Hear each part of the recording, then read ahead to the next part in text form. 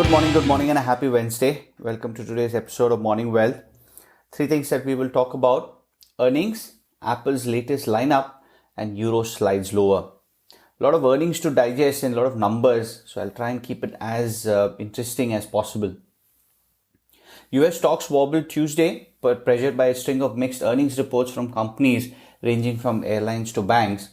The Dow was down about 0.5%, snapping a four-session streak of gains. The S&P 500 also was down by 0.6%, and the Nasdaq was down 0.1%. In other markets, the Euro Stoxx 600 was down 0.6%. In Asia, most benchmarks were mixed. The Shanghai was flat after trade data showed that Chinese exports rose nearly 10% in September, reflecting a continuing recovery. The markets in Hong Kong were closed because of a tropical storm.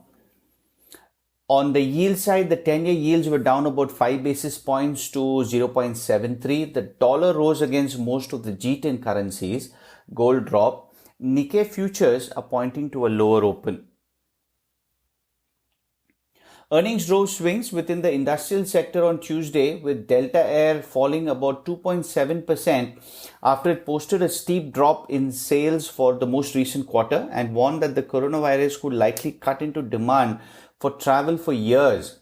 The airline is delaying aircraft purchases worth more than $5 billion through 2022 and racked up about $3.1 billion restructuring charge in the quarter. On that news, other airline stocks fell also. American Airlines was down about 5.4% and United was down another 3.1%. Financial stocks also came under pressure following a string of quarterly reports. So three that we will talk about would be JP Morgan, Citi and BlackRock.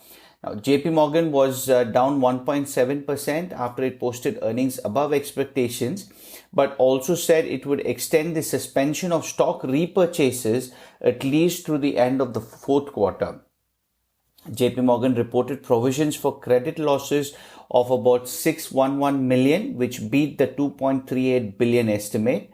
Adjusted revenue, investment banking fees, fixed sales and trading in equities also outpaced consensus.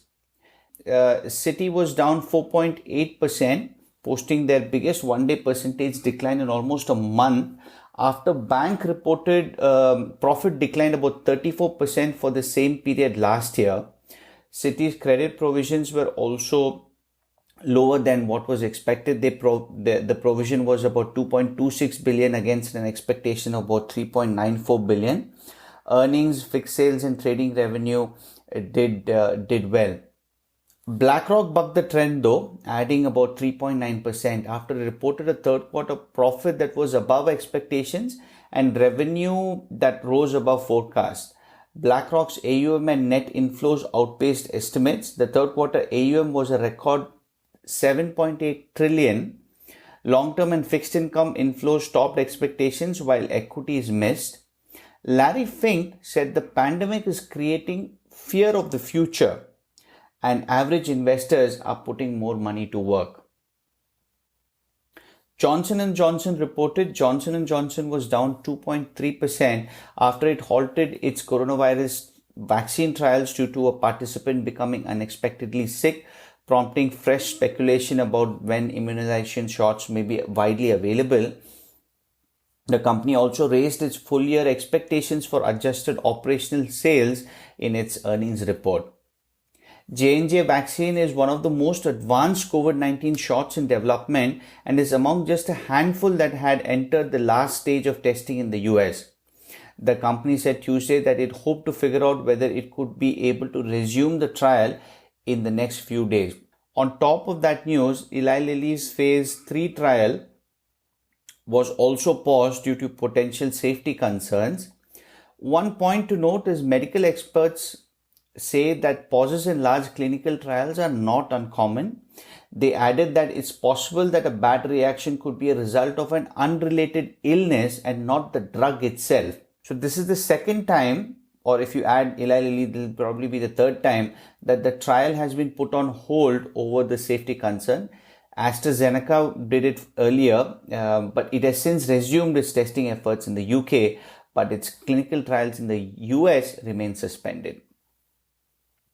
Apple unveiled the latest line of iPhones. The iPhone 12 features a fresh look, flat aluminum edges, and a tougher 6.1-inch OLED screen. The handsets also tout updated dual cameras. Apple says it's thinner, lighter, and faster. Investors and analysts are bullish on sales, especially in China, where 5G networks are more built out than in the US. It also launched Mini and Pro models. Earlier, the tech giant announced a cheaper and smaller version of its HomePod speaker as well. But the shares gave up some of the gains that we saw on Monday. Lastly, on the FX front, Euro broke down on Tuesday as it experienced its strongest one-day slide in 3 weeks against the US dollar. It has been on the back of this rise of new virus cases across the Eurozone. France, Germany, and Spain all reported significant spikes in the cases, and that really dragged the euro down. But added to the virus cases was the fact that Eurozone and German ZEW surveys were released.